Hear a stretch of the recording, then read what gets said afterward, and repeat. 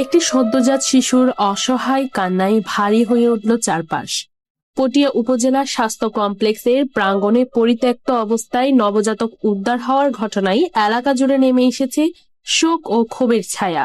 রোববার 22 ফেব্রুয়ারি বিকেল 4:30টার দিকে হাসপাতালের পাশের খোলা স্থানে কাঁথায় মোড়ানো অবস্থায় শিশুটিকে পড়ে থাকতে দেখেন পথচারীরা।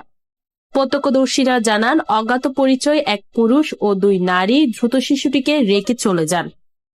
কিছুক্ষণ পর স্থানীয় এক ব্যক্তি অসহায় কান্নার শব্দ শুনে এগিয়ে গিয়ে নবজাতকটিকে উদ্ধার করেন এবং তাৎক্ষণিকভাবে হাসপাতালের ভেতরে নিয়ে চিকিৎসার ব্যবস্থা করেন। চিকিৎসকরা জানান, শিশুটির ওজন স্বাভাবিকের তুলনায় কম।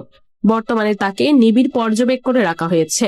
শারীরিক অবস্থার অবনতি হলে উন্নত চিকিৎসার জন্য চট্টগ্রাম মেডিকেল কলেজ হাসপাতালে পাঠানো হতে পারে। হাসপাতাল সূত্রে ধারণা করা হচ্ছে, আর্থিক সংকট কিংবা সামাজিক জটিলতার কারণেই এমন নির্মম সিদ্ধান্ত নেওয়া হয়ে থাকতে পারে। তবে প্রকৃত কারণ উদ্ঘাটনে খোঁজখবর নেওয়া হচ্ছে।